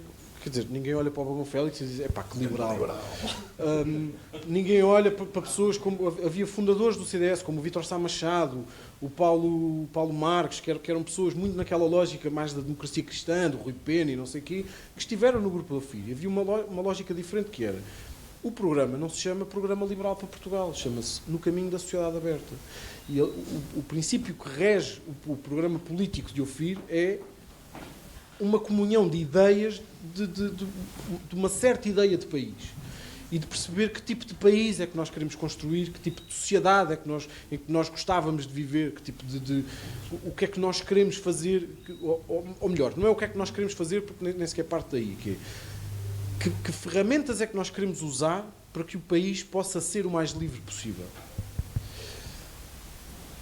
E portanto, isto é a inversão completa daquilo que é até hoje em dia, que eu acho que é um bocadinho... que é um bocado a lógica do quer queiras, quer não queiras, vais ser bombeiro voluntário, não é? Que é tu vais ser livre. Tu não gostas, mas vais ser e tu vais, não sei o quê. Não, e ali havia uma lógica diferente, que era... Era montado ao contrário, não é? Tu tens um objetivo. Exatamente. Há um objetivo, é preciso que esse objetivo seja feito através da sociedade, mas a sociedade tem que ter os mecanismos que a permitam fazer, no fundo, aquilo que ela quiser que seja feito. E eu acho que isto é uma coisa que não tem rótulo. O rótulo é este, é o caminho para uma sociedade aberta. Façam aquilo que vos der na gana. E é, no fundo, também aquilo que depois o Lucas Pires percebe, que é as pessoas, no fundo, o país abriu-se nessa dimensão, a partir de 87, por causa da União Europeia e o Cavaco, quer dizer, a banca... Isto são coisas impensáveis hoje em dia, não é? Mas a banca foi privatizada, os seguros foram privatizados, os jornais foram privatizados, as televisões foram privatizadas. Há uma série de coisas que são impensáveis, mas que na altura foram muito importantes. E ele percebe que, de facto, houve uma adesão muito grande àquelas ideias. E que, no fundo, eram as ideias dele e daquela gente toda, no fundo, daquela geração que tinha trabalhado naquele sentido. Com um fenómeno que eu acho que depois é importante discutir, que é, embora talvez aqui não seja tão interessante, que é a própria figura do Cavaco. Foi uma coisa que eu acho que a direita sempre teve e que nisso partilha completamente, comunga com a esquerda, que é um desdém social pelo Cavaco. Uhum. Que é o tipo que mastigava de boca aberta e que as meias brancas, aquelas coisas todas, e no fundo que era uma série de parvenus, eram uns broncos quando aparecem as figuras, pelo menos Bota, o Macário Correia, esse tipo de personagens que eu acho que à esquerda e à direita, um bocadinho mais elitistas, que olhavam para aquilo com algum desdém. E não perceberam, e acho que demoraram muito tempo a perceber, se é que já perceberam, que as pessoas aderiram mais facilmente ao Cavaco em 85, porque o Cavaco era igual às pessoas normais. Porque não vale a pena passar 10 anos a dizer o primeiro-ministro come de boca aberta, que labrego. O país inteiro comia de boca aberta. Exato. A malta nem percebia o que estava mal. Quando as pessoas perguntam-se qual é o problema de ele come de boca aberta, mas qual é o problema de ele comer de boca aberta? Não é isso que faz diferença. E, portanto, eu acho que houve sempre... A direita teve sempre um bocadinho estes dois problemas que só foram, de facto, ultrapassados em determinadas fases. Que foi com o Cavaco e foi com o Sá Carneiro, porque eram pessoas... O Sá Carneiro diferente, não é? Porque vem de um meio muito superior, intelectualmente superior, socialmente superior, economicamente, etc. Mas que foram pessoas que se aproximaram, ou seja, que refletiram de alguma maneira aquilo que era a maioria do povo português. E eu acho que eu acho que o CDS sempre teve esse problema e as pessoas do OFIR tinham esse problema por uma razão muito simples, porque aquelas pessoas eram muito superiores àquilo que era a mediania do povo português. E, portanto, há uma certa forma de olhar para aquela gente como um grupo de intelectuais, de filósofos, de académicos, de pessoas que tinham, a maioria deles, tinha-se doutorado no estrangeiro, que era uma coisa que a meados dos anos 80, e tinha-se doutorado já nos anos 70. Portanto, era uma coisa... Quer dizer, quem é que se ia doutorar a Harvard e a York e não sei o quê, não é? E o Cavaco tem essa vantagem, que aparece como doutorado também em York, mas que era um tipo igual aos outros. E nós, se calhar, perdemos um bocadinho essa perspectiva. Eu acho que isso ainda... Eu acho que nós, à direita, continuamos imenso... Mas atenção que à esquerda é igual. Qualquer um de nós, nesta sala, acha que é muito superior à maioria das pessoas em Portugal. E veste-se melhor que o Cavaco. Eu incluído. Exatamente. Usa sempre o mesmo nó de gravata. Porcaria. Não, mas à esquerda acontece mesmo. O Seguro aconteceu isso. O Seguro era um tipo parolito de Castelo Branco. E, aliás, ao Sócrates acontece exatamente a mesma coisa. Sim. Que ele tem um complexo enorme de inferioridade. O Sócrates vai-se vestir a Beverly Hills porque tem um enorme complexo de inferioridade de ser da Covilhã e ter desenhado as casas mais feias. Numa entrevista, acho que à Clara Ferreira Alves, ele diz isso. Quando chegou ao PS, ele disse, até diz com alguns palavrões, que é, pá, eu tive que vergar aquela gente toda. O Soares é aquela coisa... Tenho o Colégio Moderno de Lisboa, não é? Sim. E o Costa igualmente, não é? Sim. O país é centralista também sim. Nas lideranças e nos políticos. Mas eu concordo contigo. Acho que as lógicas dos polismos, mesmo naquilo em que eu acredito, ou seja, vamos lá ver, os partidos são partidos, não são grupos de amigos que se juntam à mesa para discutir política, não é? Portanto, os partidos existem com um objetivo, que é tomar poder. Ter poder, não é tomar, no sentido guevariano da palavra. Mas quer dizer, porque para grupos de debate e clubes e não sei o quê, há muito espaço também, não é? E, portanto, os partidos têm que ter um programa e uma mensagem que apele a alguma coisa. Uma certa visão de sociedade. Palpável, sim, mas palpável em votos. Quer dizer, um partido para ser o melhor partido do mundo, mas que não transforma isso em votos, não é um partido, é uma coisa boa também, atenção. Que eu gosto muito, mas eu tenho um grupo, vou almoçar todas as segundas-feiras, somos espetaculares na conversa, mas quer dizer, o objetivo é um bocado em circuito fechado, não é? Estão convidados, quem quiser vir, à segunda-feira ali na Alma do Cachorro. E, portanto, exige-se, acho eu, aos partidos uma interpretação da sociedade e a noção de que as mensagens existem para serem consumidas. Não é? As mensagens não existem também para sinalizar virtude. Que é uma coisa também que está na moda, não é? Sim. Nós vivemos... Se calhar os nossos pais já diziam isto, não sei, mas que é comum também, não é? Nós estamos sempre em círculos. Mas o sinalizar da virtude é o ar dos nossos tempos dos tempos modernos, não é? Eu afirmo isto para me fazer sentir perante os outros de que eu estou aqui, moralmente. Virtude. Espetacular. E, portanto, a afirmação das ideias pelas ideias é uma coisa útil, mas a importância de uma mensagem política é encontrar quem há alguma popularidade nela. Portanto, a adaptação dos partidos aos tempos acontece, é exatamente por isso, não é? O PSD da Internacional Socialista em 74, 75 transforma-se com o mesmo líder, ainda que depois de umas operações às costas, no partido no partido do fim do Conselho da Revolução e depois no partido das privatizações. O CDS faz uma história diferente, mas também a navegar as suas possibilidades e o seu pragmatismo. O Partido Socialista, enfim, é o exemplo acabado. Já leva isto a um grau de cinismo que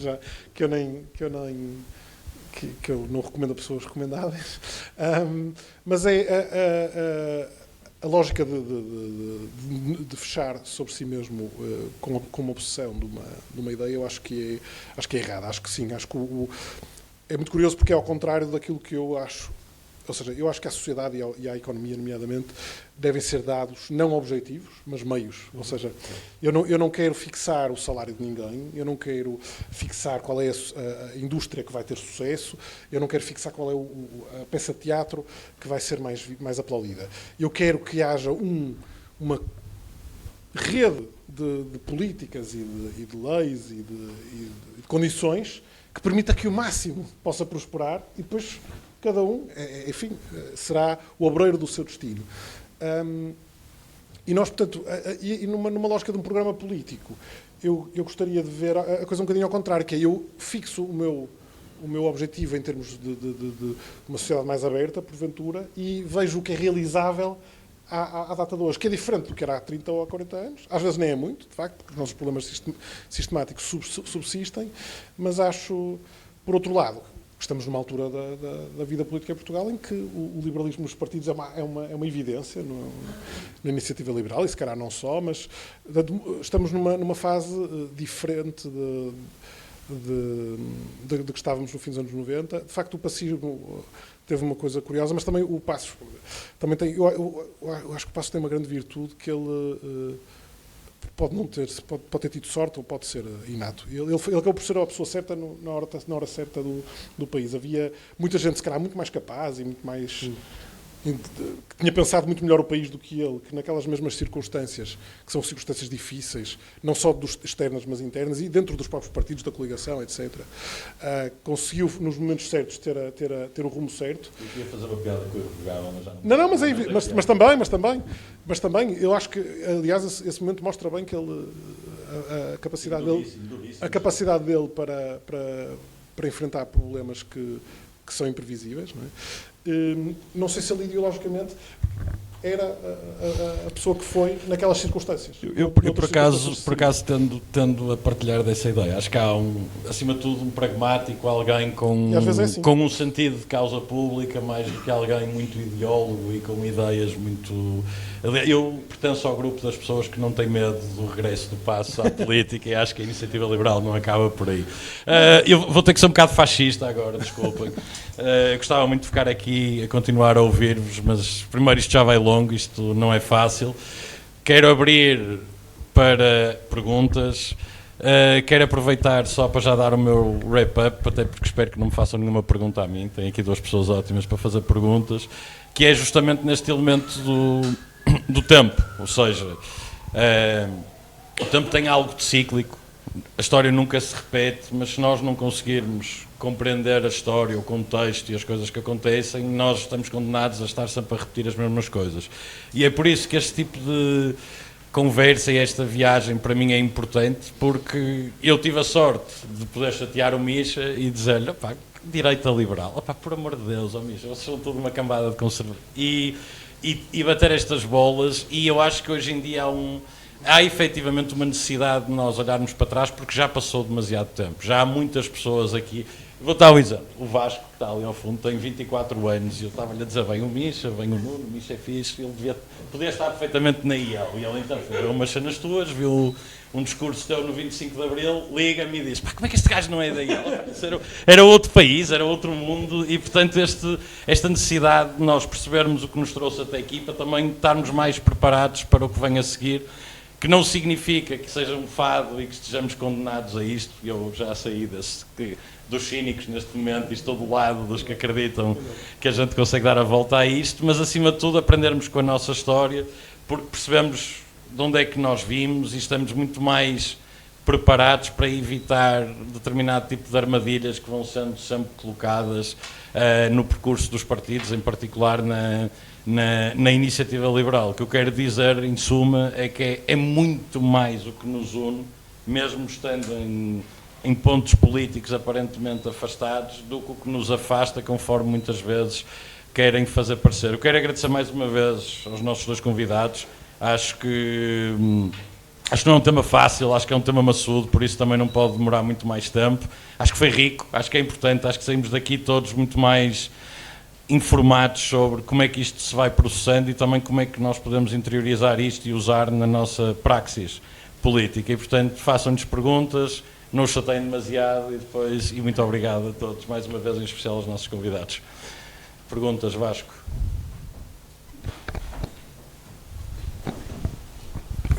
Boa tarde a todos. Eu acho que esta foi decididamente a conversa ou tertúlia mais interessante que eu tive a oportunidade de assistir enquanto membro da IEL, e já sou membro há 4 anos e pouco. Portanto, acho que parabéns ao núcleo. Eu acho que os oradores foram um ingrediente, talvez o mais importante para este meu diagnóstico, mas não foram o único. Eu acho que o tema e o momento em que o nosso partido está agora contribuíram para esse interesse, porque isto ajudou-nos hoje a perceber a relembrar, aliás, que o liberalismo é uma coisa muito maior do que nós e muito maior do que a Iniciativa Liberal. Eu acho que é uma atitude de profundo respeito pelas ideias, pelo liberalismo, dizer que o liberalismo não começou com a Iniciativa Liberal. E a minha pergunta parte um bocadinho daí, que é, apesar de que a iniciativa, o liberalismo não existe em Portugal por causa da IEL, mas eu diria que há muitas pessoas que hoje se dizem liberais por causa da Iniciativa Liberal. E há pessoas dentro da iniciativa liberal que se calhar aprenderam o liberalismo com a malta dos blogs. E a malta dos blogs aprendeu o liberalismo com o Orlando Vitorino, ou com o José Manuel Moreira, ou com o Pedro Arroja. Portanto, é preciso sempre alguém para plantar esta semente. E eu acho que a semente do liberalismo, nomeadamente o económico, porque nós já temos liberalismo político e social há alguns séculos em Portugal, mas do económico nós nunca... Temos muito pouca gente a escrever sobre isso, ou a pensar sobre isso, antes do 25 de Abril. E eu queria perceber, ou trocar algumas ideias com vocês, o que é que explica esta barreira à entrada deste tipo de ideias, da confiança no livre mercado, da confiança no outro. Mesmo os próprios liberais portugueses de 1820 eram mercantilistas ou protecionistas. Portanto, o que é que foi o que é que veio primeiro, a galinha ou o ovo? Ou seja, nós não tivemos estas ideias porque temos uma cultura que é uma barreira a estas ideias, ou como estas ideias nunca entraram, acabámos por ter uma cultura e ser um país atrasado ainda hoje por causa deste atraso em que estas ideias começarem a entrar nas cabeças das nossas elites políticas e a serem implementadas em medidas. O que é que pensam sobre isso? Obrigado.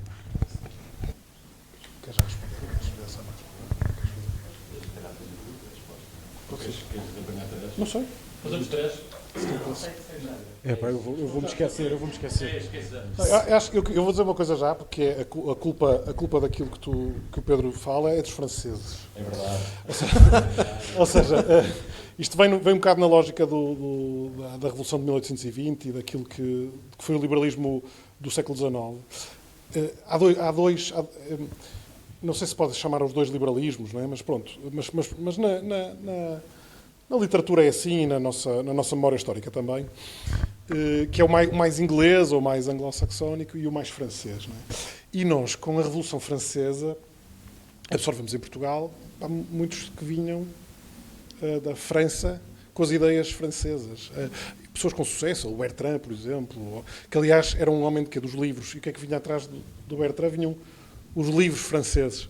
E o que eu estou a dizer não estou a inventar, acho que é mesmo o professor José Manuel Moreira que escreve num artigo, se não é dele, é de outra pessoa qualquer, eu depois recupero isso.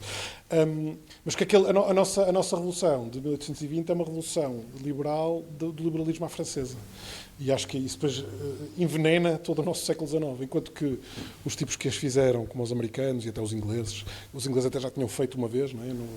No 600 e tal, e depois fizeram outra vez. E depois os americanos e os homens fizeram as coisas um bocadinho diferentes. São formas... Nós somos mais herdeiros, e depois também com o Napoleão, apesar de tudo, da forma francesa de ver as coisas, que são, portanto, além do Tocqueville, que é francês, mas do liberalismo anglo-saxónico, portanto, do Smith, etc., e depois do que vai dar aos austríacos, nós fomos mais dos Rousseaus e tal desta vida, e isso é um bocado a nossa... Não sei se é cultural, acho que não, ou seja, é as duas coisas. Há de haver uma parte cultural, mas há uma parte também da nossa influência histórica, estar debaixo disso. Sim, eu acho que é meio, mas também acho, há tempo estava a falar sobre isso com outras pessoas, que era, no fundo, perguntava-se mais ou menos a mesma coisa, mas era relativamente à ditadura, que era alguém que estava a dizer que 40 anos de ditadura tinham influenciado muito aquilo que nós éramos hoje em dia. Eu acho precisamente o contrário. Eu acho que não são os portugueses que são o que são por causa da ditadura. A ditadura é que foi o que foi porque os portugueses eram como eram. Certo. E portanto, há estas nuances todas, mas acho que também há uma nuance cultural e uma série de coisas que nos foi sempre impedido, de alguma maneira, de avançar nesse sentido, ou seja, no sentido daquilo que são as democracias europeias, por exemplo, que são, apesar de tudo, são sociedades mais abertas do que a nossa.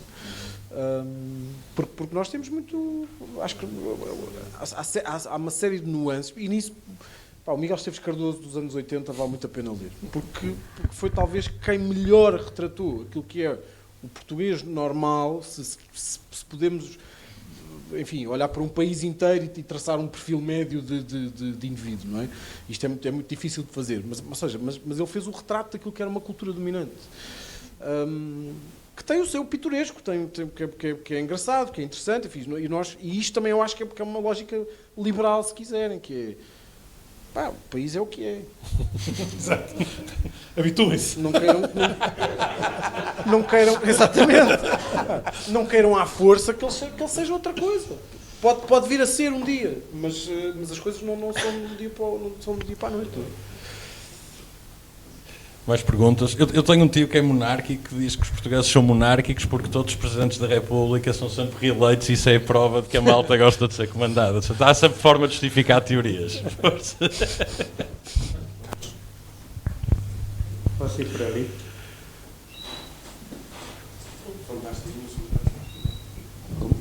Olá.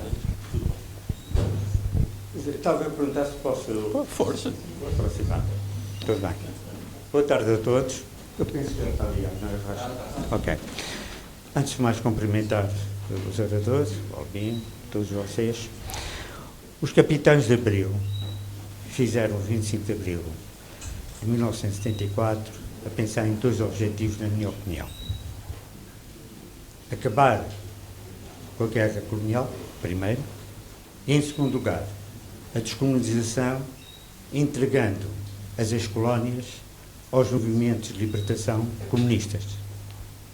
Foi isso que aparece na Guiné-Bissau, Cabo Verde com o PAIGC, o MLCP em Santo Tomé e Príncipe, em Angola o MPLA UNITA FNLA entregando ao MPLA, Moçambique Frelimo, Timor Fretilin e depois deu aquela situação. A liberdade que o Albino há bocado falava, a liberdade social aos portugueses, a nós, e em particular os angolanos, permitam-me que fale em angolanos, porque alguns já sabem que eu sou angolano, e hoje, 27 de maio de 1977, entre as 3 e as 5 horas, eu estive no meu Facebook a comemorar o 27 de maio de 1977, que dentro do MPLA ordenaram milhares de assassinatos, prisões, torturas, inclusive o nosso ministro da Economia e Mar, Costa e Silva, teve para ser fuzilado a 27 de maio de 1977. Por isso, até nas ex-colónias, semelhante ao nosso Portugal, aqui, falta liberdade até hoje. Então, os senhores oradores que me digam quando é que nós somos ou podemos ser livres, e eu estou na iniciativa liberal, ao contrário que foi referido desde novembro do ano passado, mas tive o grande benefício de participar em todos os atos eleitorais, desde os órgãos centrais ao local a que pertence do Porto. Por isso, exerci em liberdade, enquanto me sentir livre na iniciativa liberal, cá estarei. A partir do momento que na iniciativa liberal e na sociedade portuguesa eu não consiga, como já consegui, falar com a senhora Ministra da Segurança Social, mandar-lhe um e-mail, ela responder encaminhando pelo Secretário de Estado da Segurança Social, que depois mandou para o Presidente da Segurança Social, mas respondeu-me, como também a Diretora da Segurança Social também me respondeu. Enquanto eu tiver esta liberdade de contactar os poderes públicos, eu sinto-me relativamente livre. Mas sinto-me, porque é que eu abordo? Porque estão-me a coartar, neste caso, uma liberdade que viola o princípio da igualdade da nossa Constituição. Boa tarde. Eu sobre a liberdade e os problemas dos regimes em África, não, muito honestamente não lhe sei responder. É uma das tragédias que eu acho da nossa história moderna, é a herança que nós deixámos e a tristeza do pós-colonialismo, do pós-libertação das nossas antigas colónias.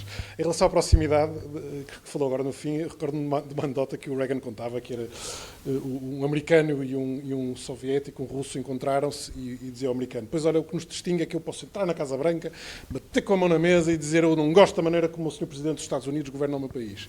E o russo disse: eu faço a mesma coisa, posso fazer? Posso. Eu vou ao Kremlin, entro no Kremlin, bato na mesa e digo eu não gosto da forma como o Presidente dos Estados Unidos governa o país dele. Ou seja,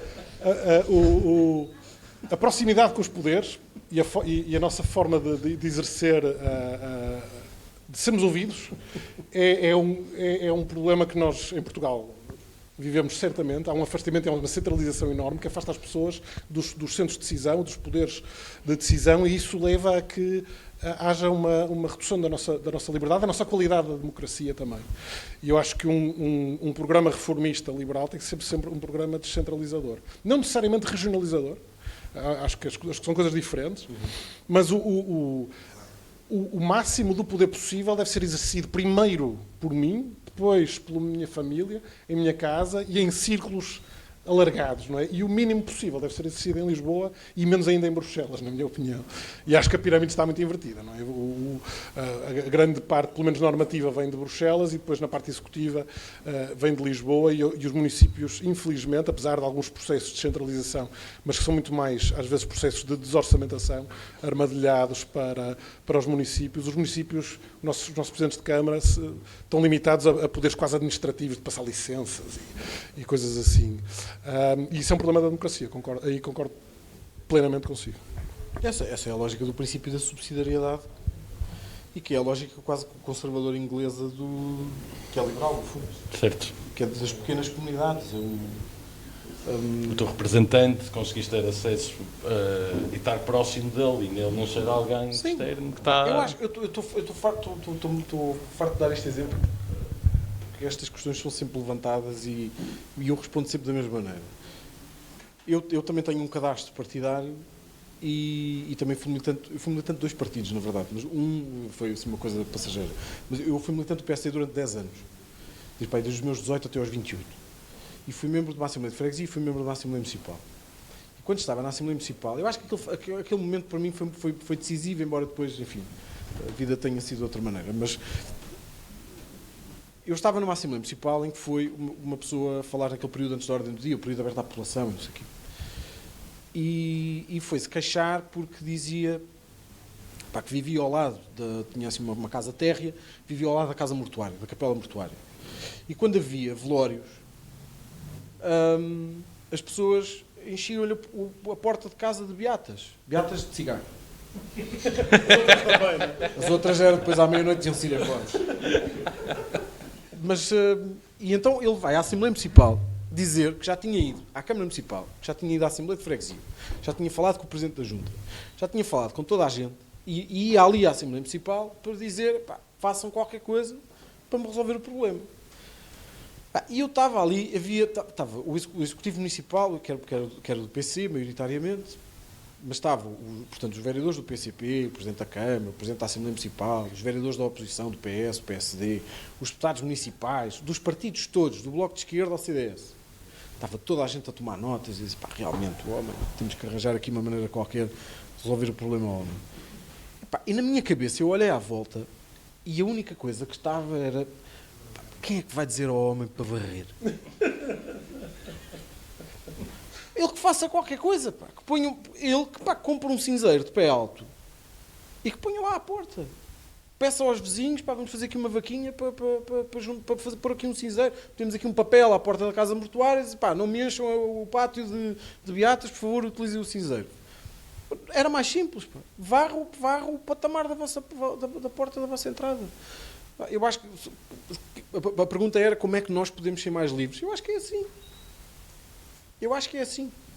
É fazer no dia-a-dia, na nossa vida, naquilo que nos é permitido, exercer a nossa própria liberdade, sendo donos do nosso próprio pequeno destino, porque o nosso destino não são caravelas, nem é a União Europeia, nem é o não sei quê, e o FMI, e o GATT, e o Acordo de Comércio, não sei quê. Não, a nossa vida termina ao fundo da rua. A nossa vida termina ao fundo da rua, termina no nosso local de trabalho, termina não acaba na CGTP, termina no nosso escritório.